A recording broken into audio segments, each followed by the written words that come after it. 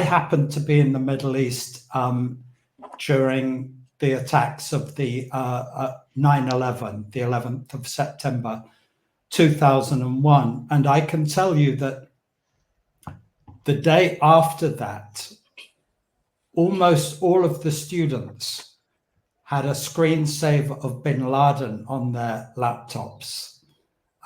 So, bin Laden was a hero to them. And this was not because most of them were fundamentalists. I mean, I know from the way they lived that they had Russian girlfriends and they went drinking and so on. They were certainly not good Salafist Muslims, but they approved of terrorism to some extent. And if you look at the Muslim population of Britain, I can't give you the figures off the top of my head, but it's an alarming proportion do approve of violence as a political strategy. And I think it's something like 50% of the Muslims approve of the idea of having Sharia law in Muslim majority areas of Britain. So there's a lot of, let's say, even though most of these people would not commit terrorist attacks themselves, a lot of them would certainly be passively accepting and approving of them. And so, yes, I basically agree with Lorenzo. It's something that must be resisted. Can I make just another point? Of course you can. You made the point, Lorenzo, that their aim is to replace.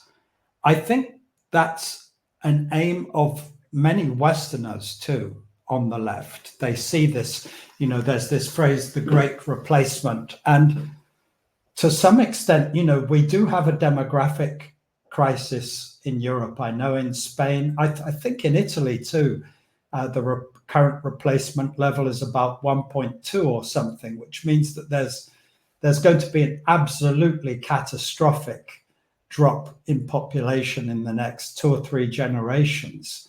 And a lot of people worry that there will be nobody to pay taxes and so on if we don't import people. The problem is that that's not an intelligent strategy for a start, because once many of the immigrants, once they come here, many of them don't bring families, and many of the ones who do, once they become somewhat used to the Western way of life, don't have so many kids anyway. I mean, I personally think this is a disastrous strategy, but it is true that if we are going to stop the immigration, we have to come up with a solution to the demographic crisis. I mean, basically, people Lorenzo's age and your age, Vitor, need to get busy and start having kids. Okay, I will take the incentive from Garry. Straight after this podcast, I know what I'm going to do. But they won't be on camera. I don't want to disappoint people. But I hope not.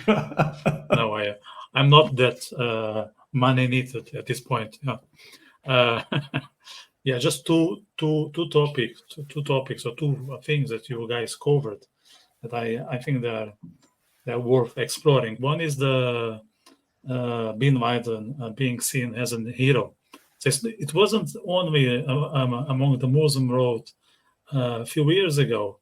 As a matter of fact, at the beginning of the year, or maybe Q2, I can't remember now, when the backlash against Israel was immense in the US universities, there was a trend when Bin Laden was a hero in TikTok among university students in the US. And that's really appalling. We're talking about citizens of a country that was massively attacked by that man. Okay, it's not just the British or the Irish or the Australian students. You're talking about the American students whose uncles, grandparents could have been in the Twin Towers that day. So that shows the level of ignorance. It's absolutely appalling and a concern, because these people may be the ones in the future delivering lectures, teaching, being high positions in the public sector, directors of corporate companies. So this is very serious, this is very serious. And the second, I think, was Garry. Yeah, you mentioned that there is a discomfort on the Arab road towards us, and this discomfort is mostly seen from an envy point of view, because they see that we prosper, we have a quality of life that most of them don't enjoy. And I don't know if you were watching Douglas Murray in the PBD podcast, and he said exactly that they don't feel okay with the idea of looking at us, and they would like to be like us, that we enjoy some freedoms, we enjoy some standards that they cannot. And because of that, they want to operate revenge. There is this element among humanity that if I cannot be like you, and I look at you as someone that I would like to be, if I cannot be like you, I will destroy you. So that's very, very common, not only between groups, happens even in between individuals. We all know that fellow who felt very bad about the guy who was very successful, say money, ladies, and all that.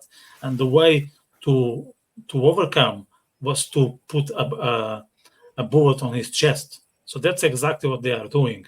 They feel inferior versus us. And because they cannot do anything about, I think they want to invade us and they want to destroy us.